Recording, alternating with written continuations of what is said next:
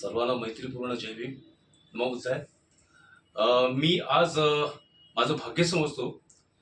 Doctor Rohit Pisal हे नाव जे आहे त्यात माझ्यासमोर साक्षात उभे आहे. तिथं अप्रतिम पर्सनॅलिटी आहे आणि त्यांनी खूप आयुष्यामध्ये भोगलं आहे आणि ते त्यांच्या संवेदना ज्या आहेत बाबांविषयी साहेबांविषयी जे प्रेम आहे, बुद्धाविषयी जे प्रेम आहे ते त्यांच्या बोलण्यातून इथं व्यक्त केलं त्यांनी आणि मी खरंच हतबुद्ध झालो.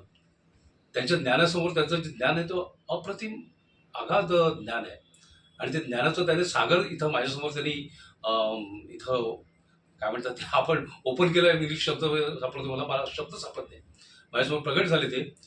खरंच मी धन्य झालो. आणि अशा या व्यक्तिमत्वाने जे आपल्या समाजाला म्हणजे आपल्या भारतातील जे बौद्ध समाजातले लोक आहेत त्यांच्यामधील हे एक खरोखरच आपण डायमंड म्हणतो पण एक रत्न आहे.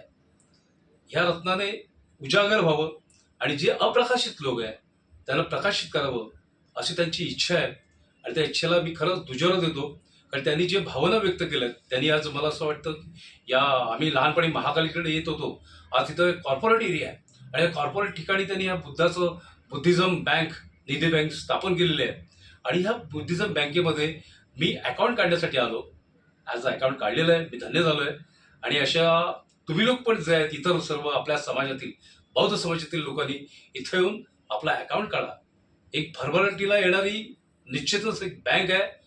याचा बुद्धाचा निश्चित आशीर्वाद आहे. कारण आत एंट्री केल्यानंतरच भगवान बुद्धाचा मोठा पुतळा आहे. इथं माता रमाईंचं फोटो आहे. डॉक्टर बाबासाहेब आंबेडकर आहे. हा परत मी भारावून गेलेलो आहे. तुम्ही पण इथे याल खरंच भारावून जाल. कारण इथं बुद्ध भिक्षूंची पावलं लागलेली आहेत. ही जी भूमी आहे इथं सारीपूत यांची महाकाली केव्ज असं म्हणतात पण ते कोलबिटा लेण आहे. कोलबिटा ही बुद्ध लेणी आहेत. त्या बुद्ध लेणीच्या परिसरात ही बँक आहे बुद्धिझम ती खरोखरच भरभराटीला येणार आहे. तर प्रत्येकानं इथं येऊन आपला अकाउंट्स काढा आणि तुम्ही देखील भरभराटीला या. एक सदिच्छा. डॉक्टर रोहित पिसाळ साहेब तुमच्यासमोर येऊन मी खरंच भाग्यवान ठरलो. धन्यवाद. आज तुमच्यासारखी एक रेअर पर्सनॅलिटी आहे. भव्य आणि सुंदर पर्सनॅलिटी आहे. तर त्याचा त्यांनी चांगला उपयोग करावा असं मला वाटतं आणि आपण देखील एकमेकाला मदत करावी या सदिच्छा भावनेसह. नमो बुद्धाय. जय भीम. सर बाबासाहेबांचा रोल करतात असं त्यांनी सांगितलं मला. तर त्यांच्याकडून एक डायलॉग तरी ऍटलिस्ट आपण ऐकून घेऊया. डायलॉग मोठा आहे चालेल का? हा चालेल चालेल. No issues about. Doctor Babasaheb Ambedkar महाडच्या क्रांती संग्रहाची तयारी करत होते आणि अशा वेळेस चित्रे आणि गायकवाड हे बाबासाहेबांजवळ आले आणि म्हणाले की बाबासाहेब आम्ही गावागावात जाऊन चळवळ उभारतोय पण लोकांच्या मध्ये आशेची दीप तेवत आहेत पण त्यांच्यामध्ये ती क्रांतीची उभारी येत नाही, ऊब येत नाही. ते घाबरत आहेत सनातनाला. तेव्हा बाबासाहेब म्हणतात तो डायलॉग मी म्हणतो. चित्रे गायकवाड तुमची ही करुणाजनक बोलणे ऐकून माझं हृदय फाटतं. युगानयुगे गुलामगिरीच्या गर्तेत तुम्ही गंजत कुजत आणि सडत पडला आहात आणि तरीही तुमची भावना हीच आहे की हे दैने देवनिर्मित आहे, ईश्वरी संकेतानुसार आहे. अरे तुम्ही जन्माला आलातच कशाला?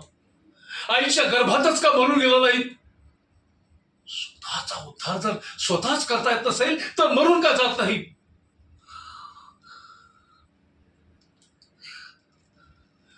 अस्पृश्यतेचे भयानक दासी आणि अमानुष गुलामगिरी शतकानुशतके माझे बांधव सहन करीत आलेले. ज्या समाजात मी जन्माला आलो त्या समाजाची गुलामगिरी नष्ट करण्यास मी अपेक्षित ठरलो तर स्वतःला गोळी घालेन. अरे कमावलेले हक्क असे दयेची आणि भिक्षेची झोळीपासून मिळत नसतात.